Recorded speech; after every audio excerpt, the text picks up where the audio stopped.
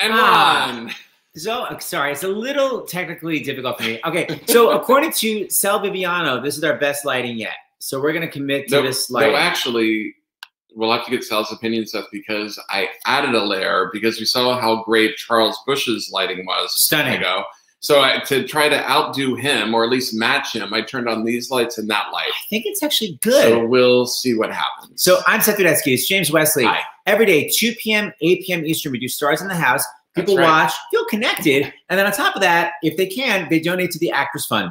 Actors Fund, misnomer, not just for actors. Actors, musicians, dancers, stagehands. Every professional in the performing arts across the country, we're including wedding singers in this, everyone. But the arts, I say, is at stake here, because when this is over, and as Dr. LaPook says, there's a beginning, middle, and end to this. We just don't know where we are in that spectrum. But we have to do our part to make sure that the arts organizations are there at the end. Are you checking the lights? What the heck are you doing? Anyway, we have some donations before we get started. And please, if you're watching, share this. Spotco is generously donating their time and energies and employees to help us in this endeavor. So they created new handles for us at Stars in the House, which Seth will put up in a minute. But I wanted to read some donations that came in. So you can go to @Stars in the House. Follow us on Twitter, Instagram, Facebook. It's really going to help. So just follow us. We're going to have lots of pictures, videos, whatnot. Absolutely. So this is from the end of last night's show with Fun Home. Sarah from Maryland gave $100 to the Actors Fund. Jolene from Nevada, $50. Linder from Georgia, $25. Wait, Linder? That's how they pronounce it on Long Island. Linder from Georgia, $25. Maybe it's a transplant. Kim from Virginia, $25. Catherine from California, $50. Patrick from New York, $25, and Jacob from Illinois, $25, for a grand total of $119,900 since 2 weeks ago today. That's all for the Actors. Crazy. I just need to, I'm going to have to talk with Julie Halston about Linder, because Julie and I understand that accent. That is crazy. She's just owning it. She's like, you know what? No more Linda, Linder. Hey, before we bring Charles and Julie on, we have on today's show, we have Charles Busch, we have Julie Halston, and we have Iain Armitage. And special guest star, my classical pianist pal, brilliant Jeffrey Beagle, who's going to be playing classical piano live, which I love doing for like 2 measures. And after that, I'm like, I'm out. He's giving us a full classical concert. So just wait. And of course, Dr. John LaPook, the chief medical correspondent for CBS News, who's going to be joining us later on. Anyway, we get all sorts of emails, and I've got a couple of my friends in Los Angeles who have taken on that volunteer duty to look through all the emails, because it's wonderful, the response. And this one they sent to me that I thought was really wonderful. Hello, Seth and James. My name is Luisa, and I'm 24 years old, writing to you from Brazil. I just wanted to reach out and tell you how much your show has been helping me cope with all that's been going on. I'm very fortunate that most of my family and I are able to quarantine in a safe place with plenty of food and comfort. Unfortunately, I know that's not the case for most people, especially here in Brazil. We're doing our part, staying home safe and trying to take it one day at a time. And something that I've been doing to keep my sanity is remembering that there's only so much that I can do, and that there's no point in filling my head with worries that I cannot solve.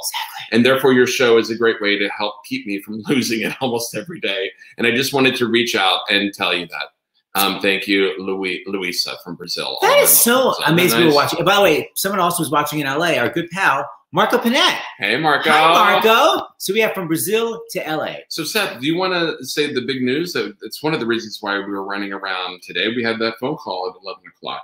Oh, yeah. So if you can watch while this is on. If you can't watch. If you cannot watch while this is on, we're actually now going to, we have not even a deal. SiriusXM is, I know, SiriusXM is going to be broadcasting now Stars in the House. It's so amazing. SiriusXM goes everywhere. And by the way, now you can get it. You know, there's an app. So people keep going, I'm not in my car, I can't listen to you. There's an app on your phone. You can listen anywhere. So SiriusXM is going to broadcast Stars in the House on this new channel called Volume. I guess starring my mother, because she always screams. It's channel 106, and it's going to begin, crossing fingers because this is all volunteer staff, tomorrow at 9 a.m.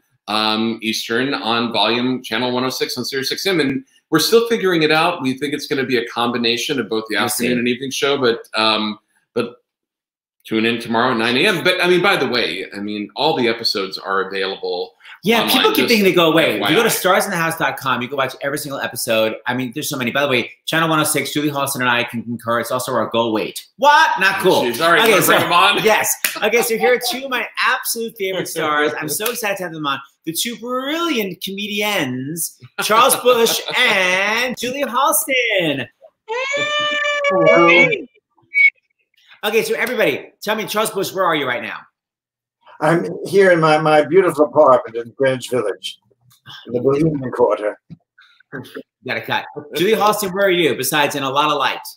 I'm in a lot of light, yes. And I have no lights on. It's just my natural radiance, I think.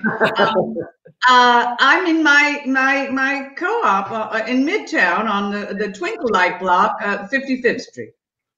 And so, how are you two coping through all this? I try to ask everyone, you know, how you're doing, you know, physically, mentally, spiritually, emotionally. Like, it's, you know, how are you doing?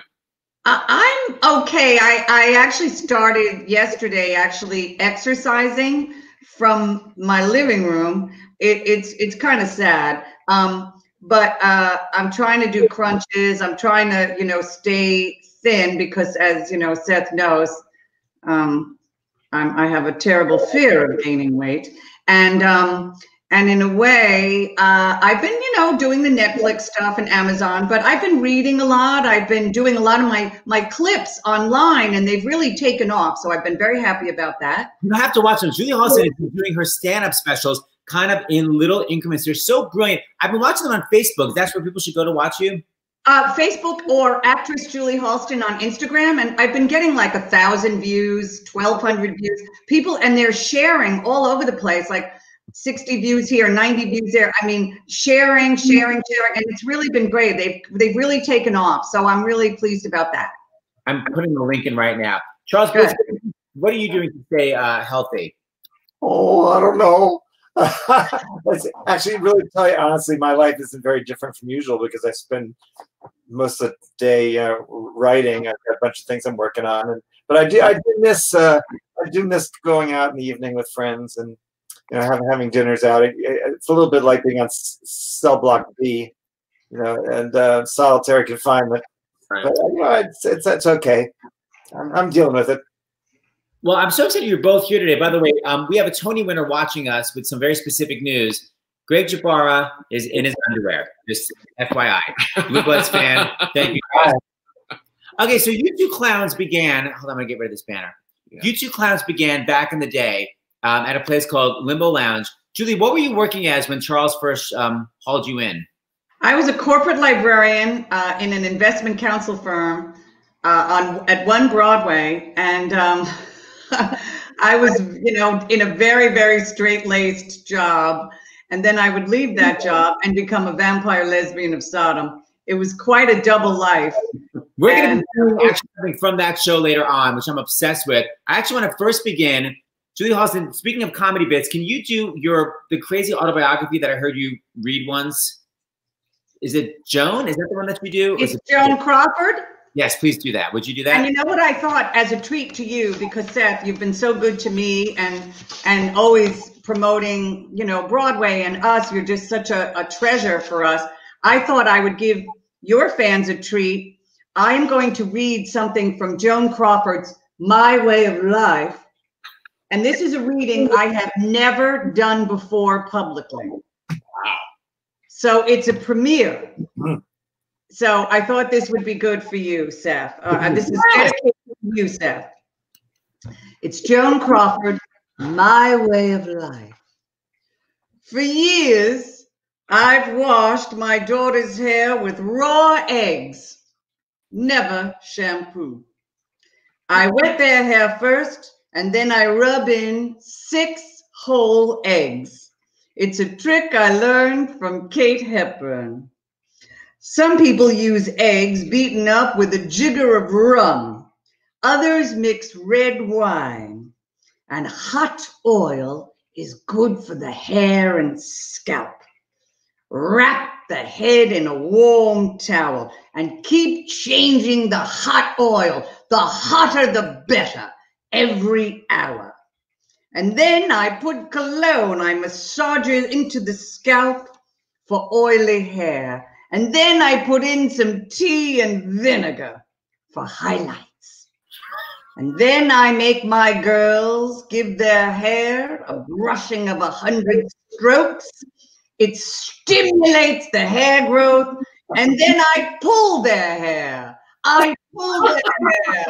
Gently, of course, to encourage the growth.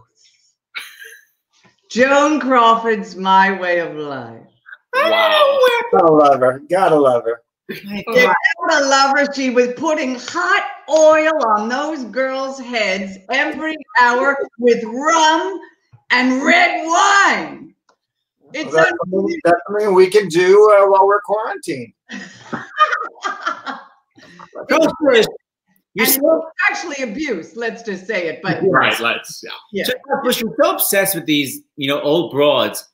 I never have asked you. Did you ever meet any of your old Hollywood legends that you've been obsessed with? Oh yeah. Well, it was an interesting thing. There was a period when we were first doing these plays off Broadway that these ladies would see us.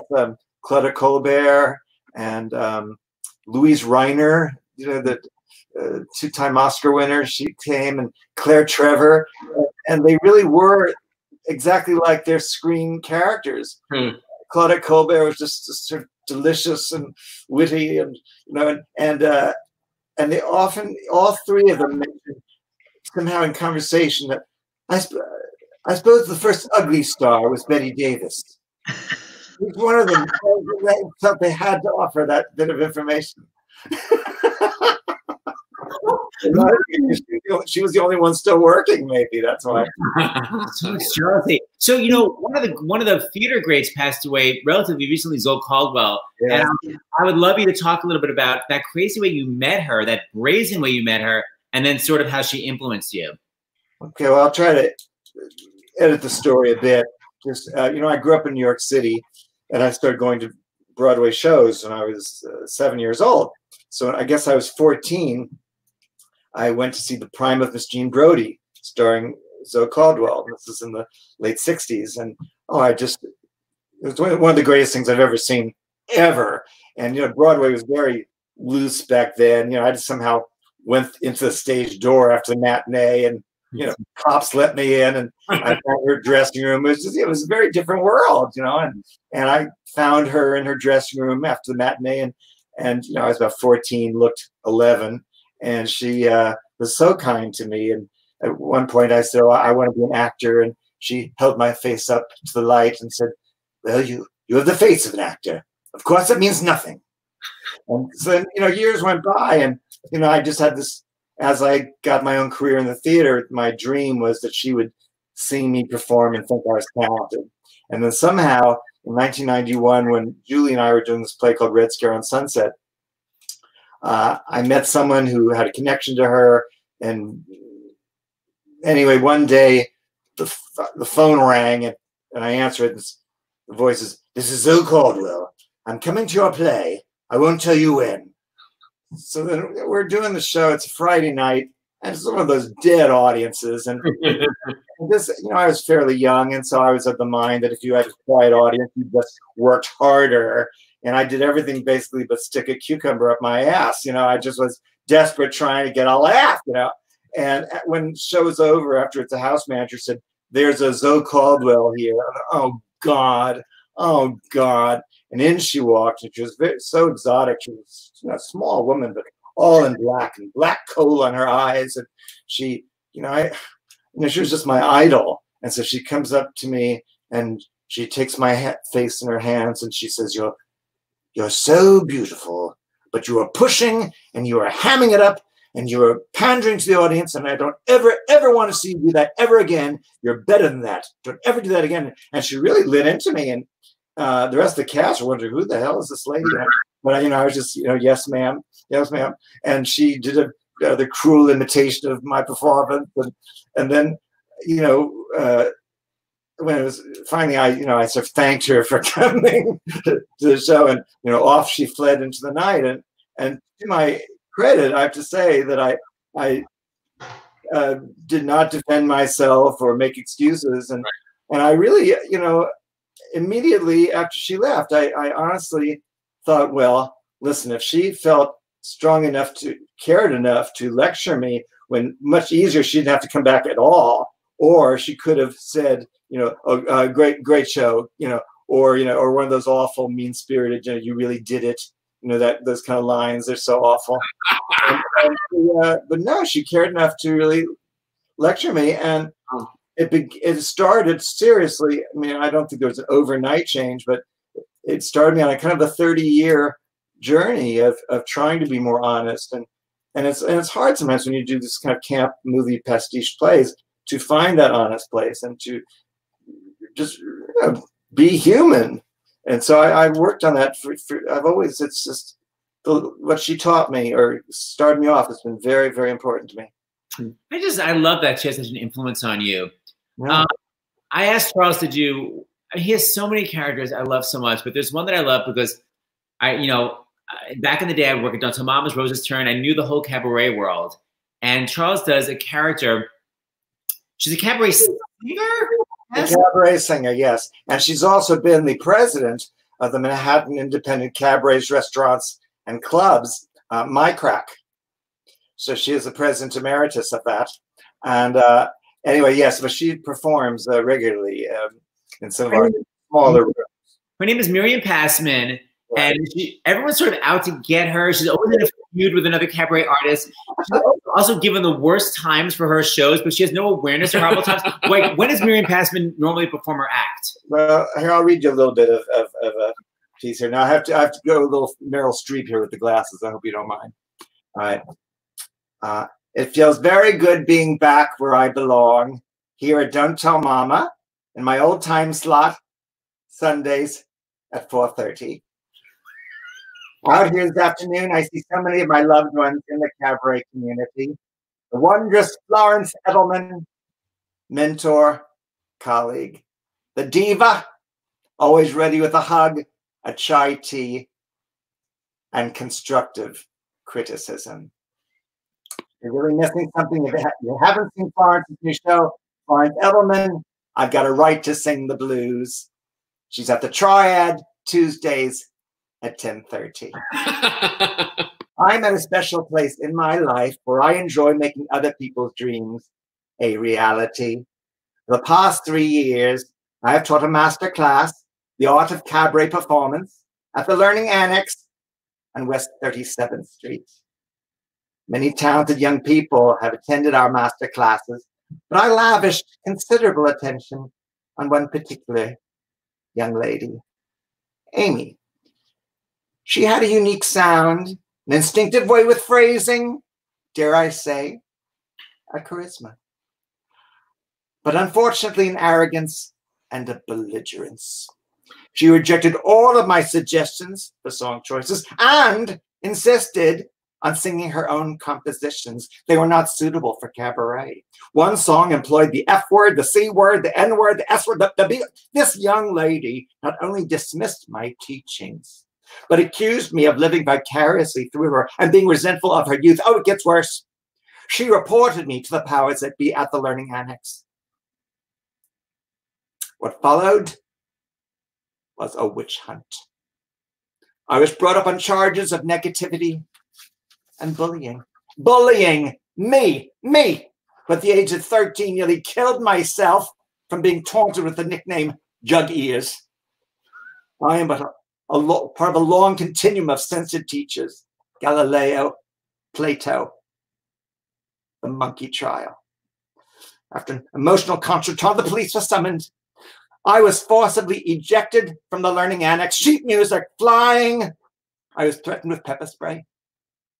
I'm still experiencing discomfort in my rotator cuff. All I can say is thank God my musical director, Ron Schiavo, had his Volvo parked outside on 37th Street. There was no press lurking about. A postscript. I've heard through the grapevine that my former student, Amy, has been signed to a recording contract. We wish her well on all of her endeavors. I put up flyers at both the Ripley Greer and Pro Rehearsal Studios, and I hope to assemble a small but enthusiastic class that I will hold in my own music room here in my duplex apartment. We will not be bullied. We will not be silenced. We will sing loud and proud. Thank you. First of all, she's always like near arrest for some reason. Thwarted. She's thwarted. Well, everyone. Hey, Charles, we wanted to share a few comments from people who are watching. I adored my time as Yo-Yo in Psycho Beach Party 15 years ago. One of my favorite films is Die, Mommy, Die. Look at this one. Oh, hold on. There you go. Bravo. OMG. I love Die, Mommy, Die. It's on my quarantine rotation. Thank you. There's such an essence of Tell the Allergist's Wife in that. Oh, David Drake. Oh my gosh, my old buddy. Did that character lead into Tell the Allergist's Wife? Yes, absolutely. Absolutely. It was a character I'd done in a solo show called Flipping My Wig, and I was just doing it all over. And I always thought that she'd be the good basis of a play. And then I got an opportunity through Manhattan Theater Club to write this play. And I wrote it. And I wrote it for Linda Lavin. And then she played it and got a Tony nomination for it. Yeah, what a play. Okay, so hold on. So we're going to say goodbye to you and Julie for a second. Bring on Dr. LaPook for I'm going to bring on Julie. We're going to say goodbye. We're going to bring you back soon for some amazing scene work with the both of you. All right. Go nowhere. Okay, so hold on. There we go. Okay, I can see ahead of time what a certain Dr. LaPook put down as his screen name. And this is because, go ahead. Here's the deal. We haven't worked out yet who sings Dr. LaPook the link. Sometimes it's me, sometimes it's David. It always winds up both of us forget. The show begins. Dr. LaPook texts us, and it's like, can you send me the link? So his name is Dr. LaPook, but for today, he's being known apparently as Top Liver. We're sorry. We're so behind. Hey, I'll sit here in the corner in the dark. It's okay. If you want to call on me, it's all right. If not, it's okay. He's the chief medical correspondent from CBS and from Stars in the House. Dr. LaPook, it's so good to see you. Everyone feels some comfort from you. What's the latest in medical news?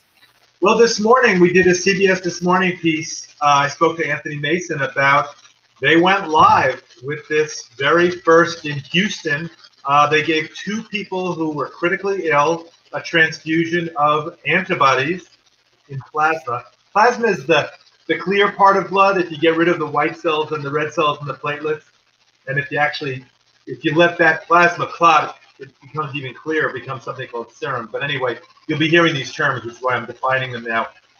They got antibodies, and now fingers and toes crossed that these people get better. You know what? There was a question that someone asked yesterday regarding the plasma that I didn't put up. Just FYI, you still got it, Dr. LaPook. Sorry. But, you know, for those of us who grew up with AIDS around, you know, who were born at a certain time, we weren't able to donate blood for years and years because we were gay. And then it was actually Julie, our kid, who said, oh, and she looked it up, that changed a few years ago, which I didn't even know. So someone actually asked the question, if I've tested positive and I'm now fine and I'm gay, can I for coronavirus and I'm gay, can I donate? Yeah, I mean, I just was reading about this, that there's a whole protocol for people who are going to be getting, who are worried about what they're going to be receiving if they do have coronavirus. They are screening it for lots of viruses, you know, so being gay shouldn't disqualify you.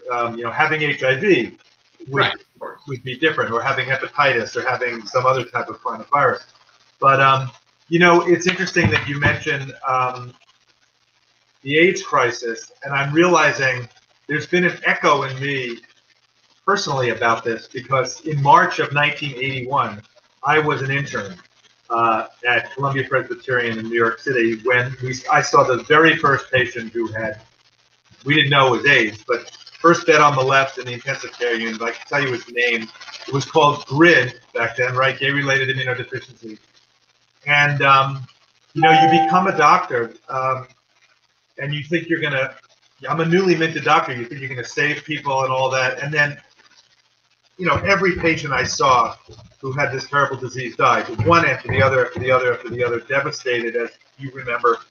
And, you know, years went by, and then sometime in the late 80s, mid-late 80s, the successful medication came, and it turned the tide. And when the normal, and then we never talked about it. There was no counseling for us or anything like that. And I was watching The Normal Heart the second time I watched it. It was when it came back the second time, and I'm watching it from the audience. And at the very end, remember the scene at the end where you see everybody's faces, their actual faces on the side of the thing? And the theater empties out, and I'm with Kate, my wife Kate, and I can't move. And I suddenly realized that I had never really processed all of that. You know, whether it was a form of, PTSD, it wasn't technically that, but I felt it. And this is an echo of that in some way. This feeling as I'm speaking to somebody who I've been a mentor for, and she is an intern at UCLA, and it's March of her internship, and in March of my internship, I confronted this unknown, scary thing that I thought there was a good chance I was could get it and die, because we were drawing blood, and people were sticking each other, getting needle sticks. And she, in March of her internship year, is, on the front lines at UCLA going through the same thing, and we had a really beautiful discussion about it. But anyway, that's just sort of a brain dump. I don't know where that was going, but it came out when you said that about the AIDS crisis. And I think there's a lot about this for people who are younger and have not been through the AIDS crisis, when we thought, how are we going to get through this? Or 9/11, when we thought the world will never be the same, which it hasn't been. Or my father, who died 2 years ago at almost 100, and went through Pearl Harbor and Hiroshima, that happened, and the Anabomb. We do get through it eventually, even though we think the world has never seen anything like that, which is true. It's never seen this, but we'll get through it. That's the best thing. And we have just one question. Someone's wondering, it's not, because you've never mentioned this, it's not spread in your urine, right? No, we don't think so. I don't think it's been found in urine. I'm going to have to double check that. It has been found in stool, and it's been found in the nasal passageway, and it's been found in sputum. But I don't think it's been found in amniotic fluid yet or in urine. It wouldn't shock me. But the reason why we talked about stool, folks, it can be shed in the stool way after you feel better, and after it's cleared up from your nose. You get a negative test here, and it can still be in the stool. So, sorry to be gross or whatever, nitty gritty, icky, whatever you want to call it. But when you wipe yourself, that hand that you use to wipe yourself, do not touch anything with that hand, especially not the faucet. Use your other hand to turn on the water, to get the soap. Wash your hands. Forget about 20 seconds. How about 30 seconds? Because what can happen is you can touch a faucet, and then you're not going to give it to yourself again, but somebody else can come and touch that faucet and then touch their mouth. So we have to use our words. And people are grown ups, and this is the way it can spread. So let's get here. We have one more question. We have one more question here. If your spouse is sick but untested, what about washing dishes he uses? My dishwasher is broken, bad timing. So he can't wash the dishes because he's so sick. Okay. Oh no, it's more like if she's washing. He's worried about. He's the guy. Yeah. Okay. The whole guy thing. He should wash his own dishes first of all.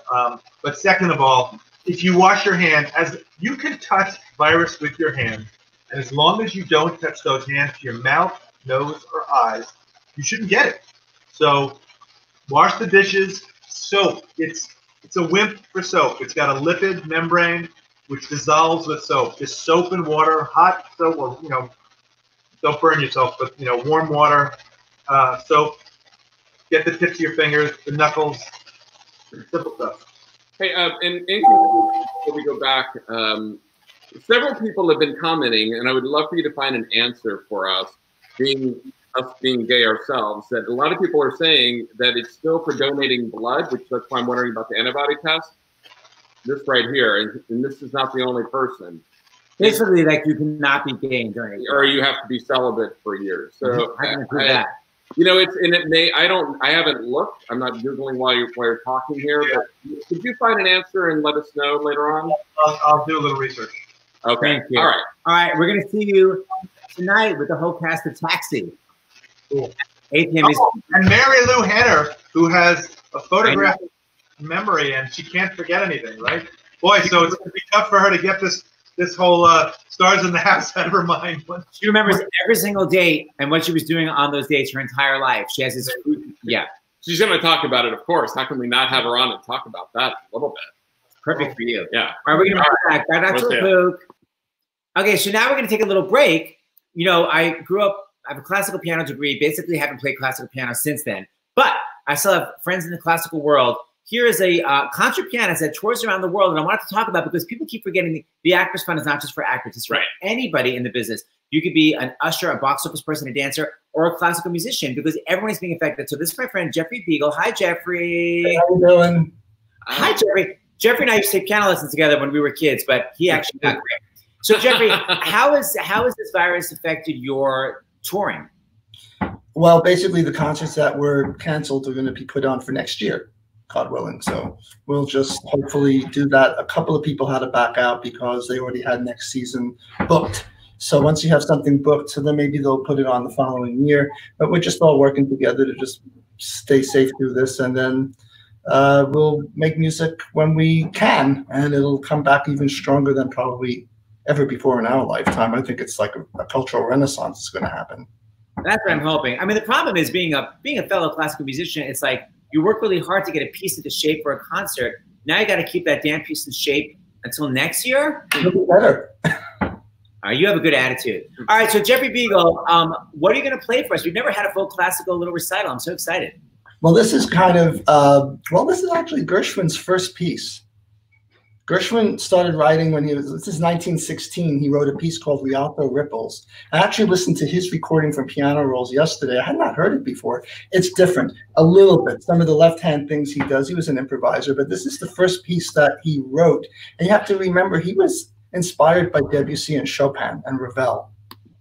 Yeah, there's a jazz thing going on. Yeah, when he was, in 1916, it wasn't really, there's a lot of ragtime. Many composers from all over the world were writing a lot of ragtime. So Gershwin, that was his first piece, was a rag called Rialto Ripples. So I'll play it. All right.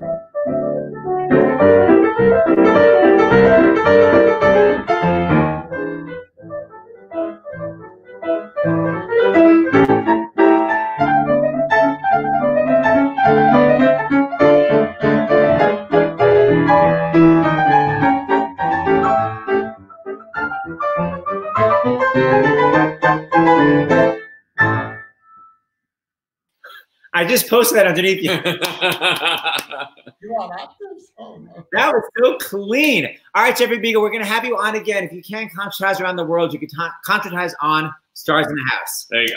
Absolutely. And you're on, people can watch, just go to YouTube and look him up. He has so many amazing performances, some really beautiful Chopin. Yeah, I'm doing every Saturday at home. I'm doing a 5 o'clock Eastern Standard Time concert. I've done 3 already. So this Friday, I'm going to do another one, and it'll be 5 o'clock from home. And I'm actually going to do a new piece that my friend David Foster wrote. He actually said, yes, play it. His new recording is going to come out April 3rd, I believe, or 17th, called 11. What's his last name? David Foster. Oh, isn't like David Foster? David Foster? David Foster. And got a wonderful piece. He's letting me play this piece for the first time, and I'll probably premiere it on Saturday with some other pieces.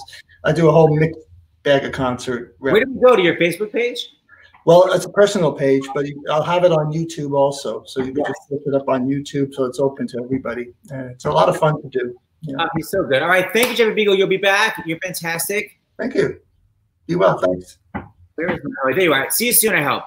Okay, so now I'm going to go to, we have a little special guest star. He's hopefully going to be part of a whole, we're doing, TV reunions now. So we have the cast of, what's tonight? Taxi tonight. This Is Us tomorrow, and Frasier later in the week. And we have more. Wednesday, yeah.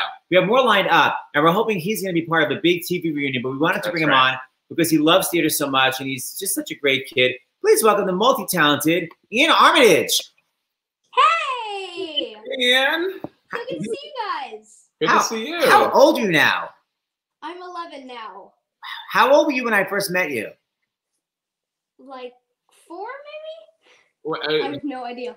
He came to see Disaster off you were Broadway. like 4 or 5 years old. I did. Yeah. So talk That's about really awesome. you used to be obsessed with theater, and you'd walk around with your tap shoes I on. still am. No, I'm sorry. What I meant was, but you'd not been a part of it, and now you're actually like completely a professional actor. Like, is it everything that you wanted it to be when you were obsessed with it? I think so, yet more, actually. I mean, I really love acting. I want to do a lot more musical theater because, I mean, of course, I love it so much. I've always been so interested in acting in general, and anything I do is so much fun. And, I love what I do. And I think that's the best way you can be with what you do in life. Hashtag non-jaded. Iain, what are you doing to keep your sanity? Are you doing school? What's happening here? Keep my sanity. Oh, well, I mean, that probably went years ago. I'm not that old, but I'm definitely crazy. I'm not that old, but I'm crazy. I've been juggling a lot, and I'm learning to juggle 5 juggling balls, and I do 3, 4, and I'm trying to do 5, but I'm not very good at it yet. All right. So you'll come back when you get up to 5. Oh my God. Okay. So Dr. Wow, I'm impressed. That's very impressive. So Dr. LaPuca's over here says it's really important to keep in touch with loved ones to really connect because we're also isolated. So we wanted to bring on one of your loved ones. Perhaps you recognize your good pal, Mr. Raul Esparza. Yay! How you doing, Pumpkin? How you doing? I'm doing very good. Are you going to tell them about your tightrope walking? Well, I mean, now that you brought it up, I'm learning to slackline with my wonderful teacher, Mr. Tony Hernandez, and he's Genius. the best. Genius. He's teaching me how to do slackline and juggling. So how did you two know each other? We know each other through Lee Armitage, who's like just the coolest mom on earth, I think. And how many years have we see? Lee was Eric Schaefer's assistant, but mostly the woman who followed Steve Sondheim around when we were doing the Sondheim celebration in 2002. She's awesome. And we became great friends then, and then we became family, and then this little guy showed up. So Iain, Raul has done tons of Broadway plays, but I think all of them have been inappropriate for you. Have you seen any of his work? I didn't see it with him in it. I saw Company. What else? Well, Leap of Faith, of course. That was my very first Broadway musical. That was your first Broadway musical? Yeah, that was my very first Broadway musical. Wow. I was like 3. Yeah. So you were my very first real Broadway musical. Aww. I remember that we were at Angus right before the show. You were tap dancing. Yeah, I remember that.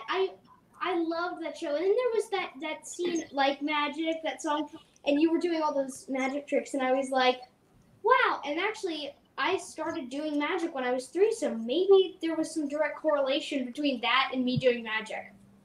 I'm gonna believe that though. I think you've got this in your blood. Yeah, you've got a lot of personality. Performing in general. So, Iain, I want to bring you back with your whole cast. Raul, you gave such an amazing show last time, so you have to come back. Raul was performing in his apartment, guitar, belting, everything.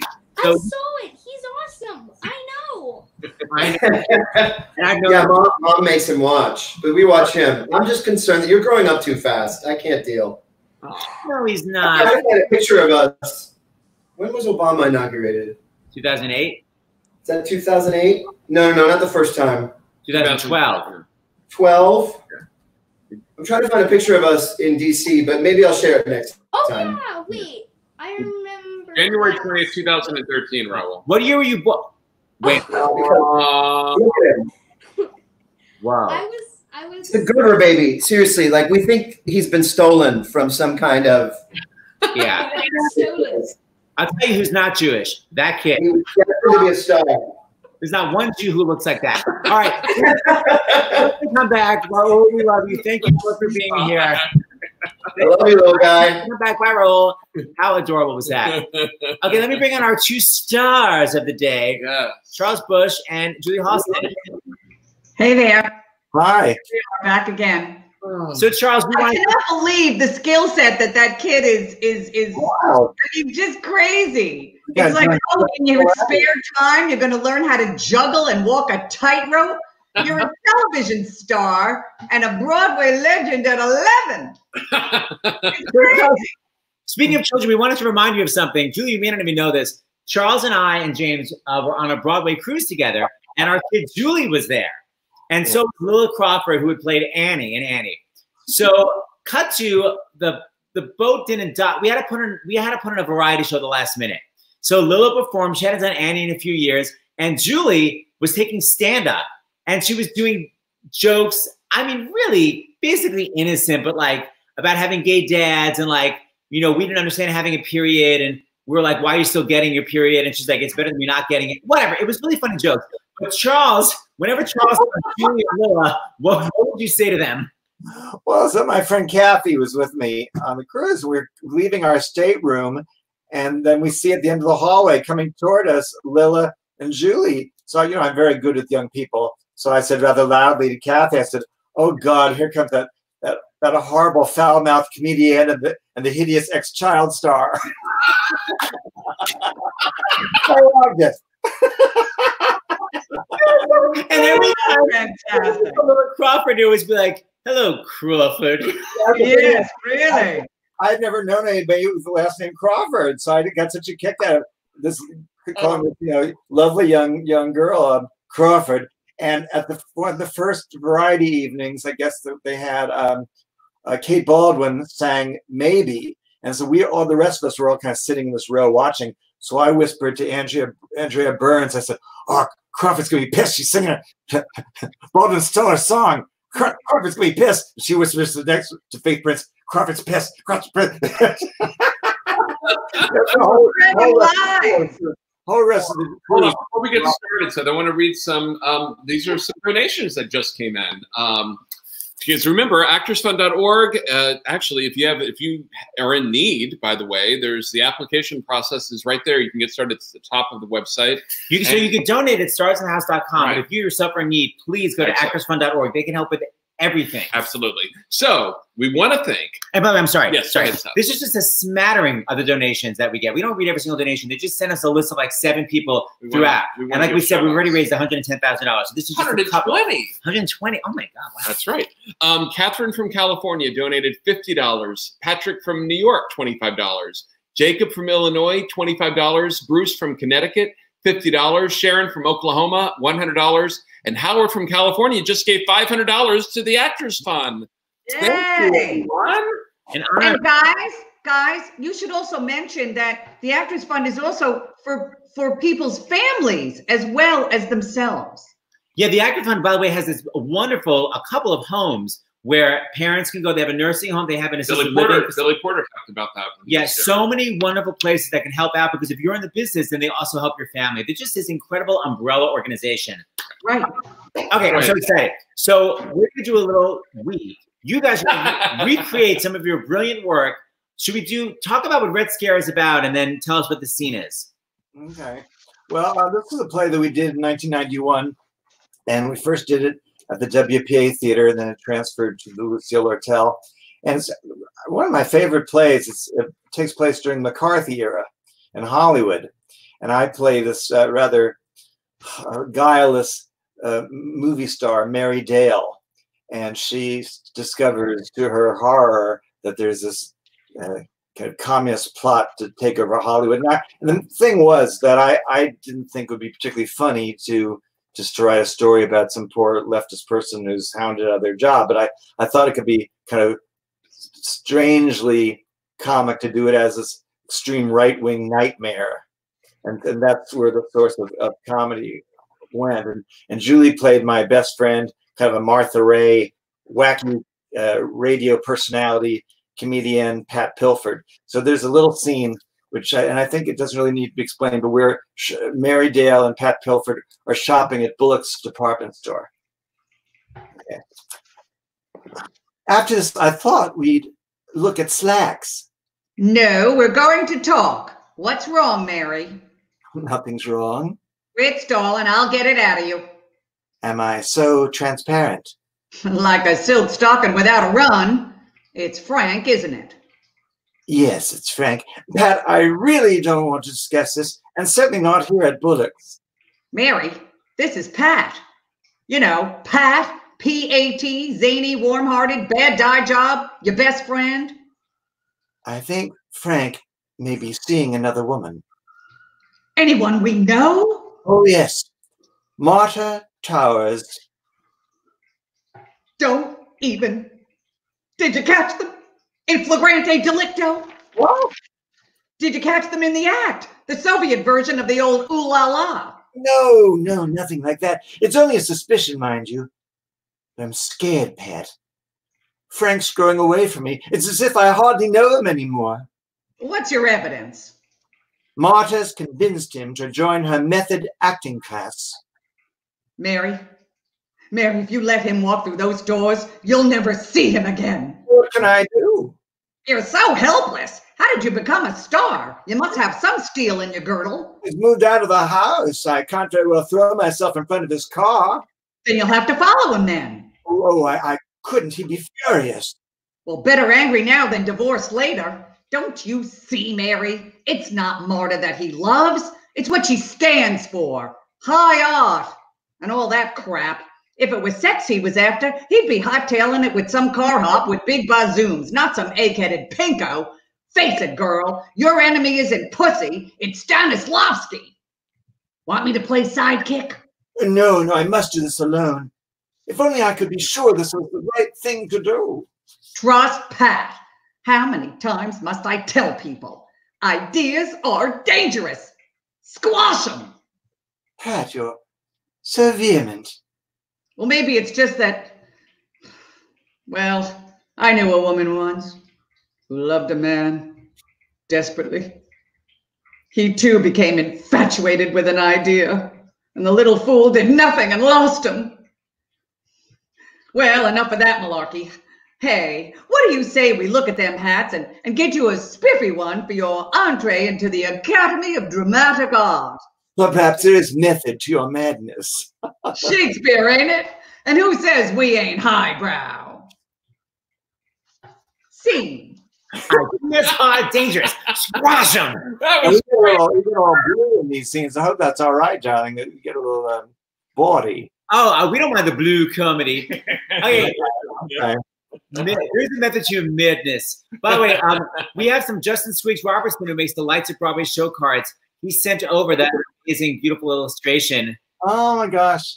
He did it, the Divine Sister. Oh, yeah.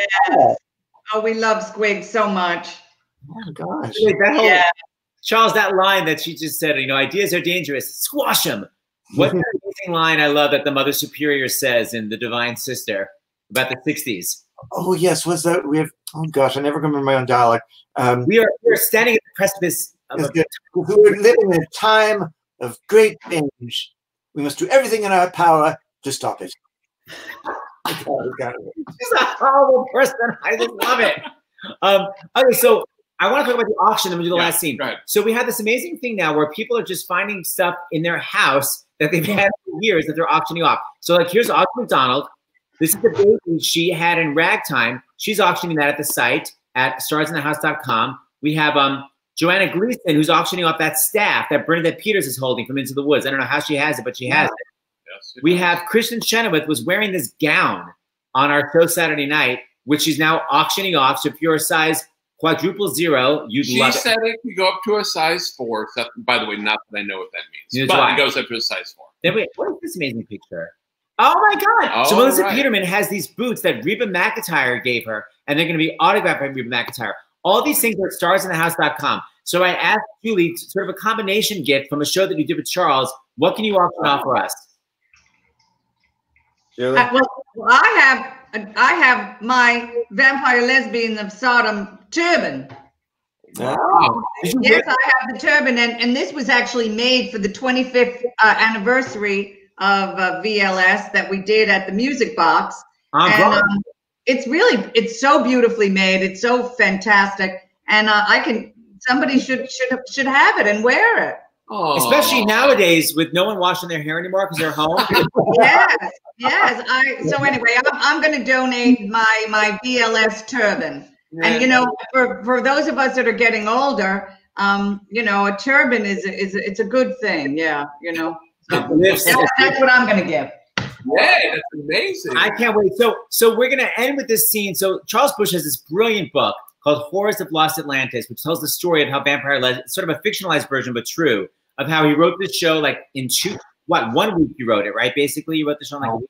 I was working as an office temp, so between phone calls as a receptionist, I guess on a slow day, I think it took me about 3 hours. It didn't take very long. Just drafted off. It wound up playing at this crazy limbo lounge, this weird club. And Julie, what do you always say about that weird club in the East Village? Let's face it. It was a crack den. And yes, it was. Let's be real. I used to step over people's syringes just to get to the back stage. It was a crack den, and people were doing crack. What was the bathroom situation like? There was really no bathroom. We used to, there was a bathroom for the patrons, but once you got, there's no real stage, but behind the space where we would perform was just kind of a narrow little, passageway kind of thing. And so once we were in place, there was no bathroom to get access to. So the boys in the cast would pee in cups and place them very gingerly on the floor. And unfortunately, the trains with Julie and my gowns would I don't want to get into it, but it was me. This is really what happened. No joke. I mean, I would just have to hold it for hours. It was ridiculous. But then when we were doing another play called Theodora, She Bitch of Byzantium, and it was so hot that we did it in the backyard in this kind of sculpture gallery, and we put up some kind of a backdrop on poles, and when Julie, all the neighbors in this looking down would watch the play. It was very Shakespearean. But at one point, Julie had to change clothes, and she's topless and changed in clothes. So everybody's watching her from above, and she turned to Arnie Kolodner, and our leading man, and what'd you say to him? I just said, Arnie, I just want you to know I really am an adult. I have 3 credit cards.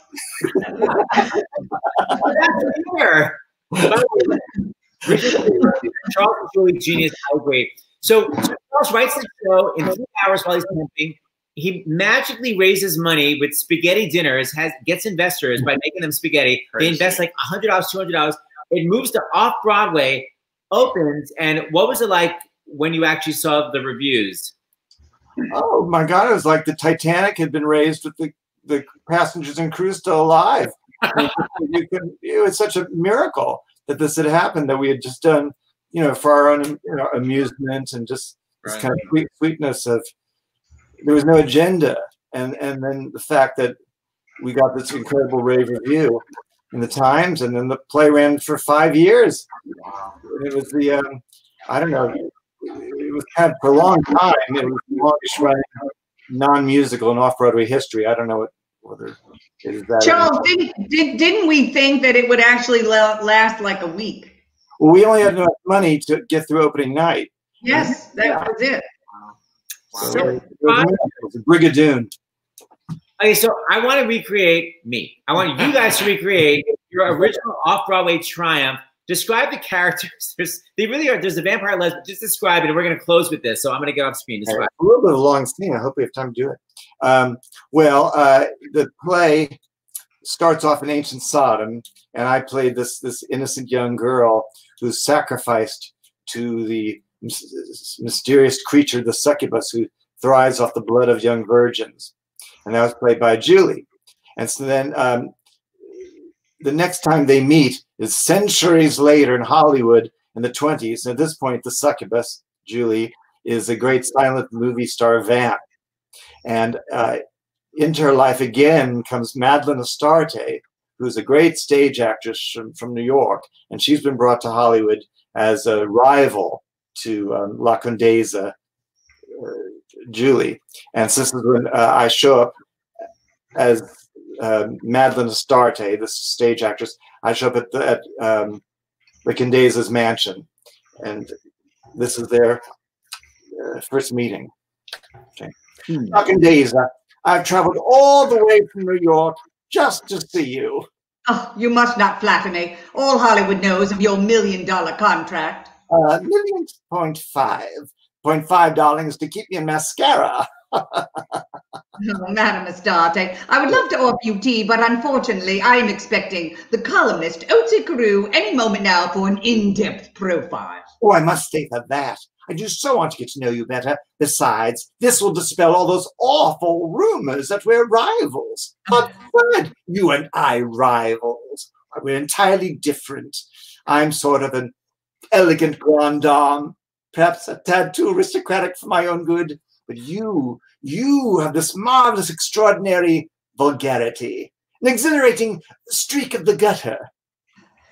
Thank you, Madeline. And if I can be of any help to you, because you know, acting for the screen is a special art. You can't be as hammy and grotesque as you've been on the stage. I appreciate your offer, Contessa. Condesa. Dear, have they chosen your first vehicle? Yes, I am to do the life of Madame du Barry. You must be mistaken. I am to play du Barry. My costumes are all made. We're to take in the waist a little. Lay off the pate, Contessa. Condesa! After the du Barry picture, for a change of pace, I shall do the title role of Peter Pan. Fly with me, Wendy, to the stars. But I was supposed to play Peter Pan. I am Peter Pan. Darling, you've been replaced. Studio wags have been saying that your box office is sinking faster than your bust line. You conniving, manipulative little... So kind. They gave me dressing room A. My dressing room? And that divine dresser, Mamacita. She's such a darling. Not Mamacita. I found this adorable little pooch wandering lost on the back lot. She stole my dog. That bitch stole my schnauzer. Now you've really gone too far. You imagine yourself quite the cunning little vixen. You have delusions that you can conquer me. Though I have always found you vulgar, I have never taken you for a fool. Until now. Hollywood is my town. Huh! For centuries, you have been an albatross around my neck. First in Rome, I claimed as my bride the most beautiful of Caligula's courtesans. She was mine until you stole her away to China. And we all know what treachery you conspired against me during the Spanish Inquisition, but I triumphed. Did I plot revenge? No. And then, in the 16th century, I had as my mistress the most desired of Queen Elizabeth's ladies-in-waiting. But you, the ever-present vulture, snatched her off to the colonies. Even then, did I choose revenge? No. And why? Because I am a great lady. I conduct myself with dignity and grandeur, whilst you roll around in the gutter, parading your twat on stage and calling it acting. And now, madame, you have gone too far. I am the queen of vampires, and I shall never, never relinquish my hold on Hollywood. Are you through?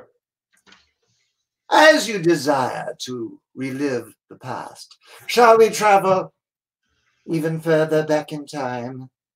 Many centuries ago, back in the days of the Bible, there was a young girl, a mere child of 14, a lovely girl, full of high spirits. A lottery was held to choose a sacrificial victim for the dreaded succubus. As fate would have it, she chose the black stone of death. She was dragged by soldiers to the cave of the creature, and there left to her desecration. The monster emerged, and there, under a godless sky, left to rot like a piece of old meat. Oh, I blew this. Creature dug there in a godless sky. The creature dug its teeth into the girl's fair flesh. Having gorged itself, the monster retired to its cave, leaving the girl's body to be pecked and devoured as carrion.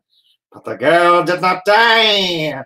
The monster, in its fury, did not even notice that all the while it was sucking the girl's blood. The child herself lodged her teeth into the vein of the monster. In her terror she drank more and more. She filled herself with the creature's fluid, and there, on that bleached rocky point, left to rot like a piece of old meat, the girl did not die, but was transformed into one of the undead, never to find eternal rest, but to stalk the earth forever in search of a victim, forever alone, forever damned. Look at me, I am that girl, and I demand the death of the succubus. Scene. Guys, so amazing. Look, everyone is just like loving the comments. It's so brilliant. I memorized 1985, but I don't anymore. It's so, I mean, I am a great lady. That good. So many brilliant lines. Oh my God. That is so, I never got to see you guys when it was off Broadway. It's just incredible to see the originals again. Oh, maybe we can do that. Talk about that later. Maybe we're going to do the show, actually the full show. Okay, in conclusion, we can't announce that yet. So I'm going to, hold on, I'm going to go into this screen. Yes, sir. Charles and Julie, you're all going to be back. Tonight we have, at some point, because it's going to be going on for a while. Tonight, 8 p.m. We've got the reunion of Taxi. It's our first TV reunion. 8 p.m. Eastern. Tomorrow afternoon, the people that wrote Frozen and a lot of the stars, Jonathan Groff, Josh Gad, Santina Fontana. Tomorrow night, the cast of TV's This Is Us. We got a lot coming up. And yes, we've got some of them singing. So, Charles, Fantastic. you raised so much money. Thank you so much. You're going to be back. The backdrop is lovely. The library, the lighting, Julie, it all works. Oh, hold on. I think we have a few more people. Eric from New York, $50. Thank you so much. Ian from New York, $25. He spells it like Iain Armitage. Oh, that's funny. And Gregory from New Jersey, $100. Thank you very much. I know we're out of time. Thank you Thank all. you guys so much. I'm going to bring on, just to say goodbye, Ian and Dr. LaPook. Hold on, let me see if I can get them. Yes. Here comes cutie Ian. Hi, Ian. Hey! There's Dr. LaPook, and there is. How you guys doing? That was me, actually. The person who donated who spells his name like mine. That's you? What was the amount? $25. But from New York? I thought you were in Virginia. I don't know why it said from New York. That was me. Well, there you go. Adorable. Thank you. Thank you very much. Bye, everyone. See you next Bye, time. everyone. You two are amazing. Aw. Everyone else. Jeffrey, that was amazing. Everyone is So amazing. good. And broadcast.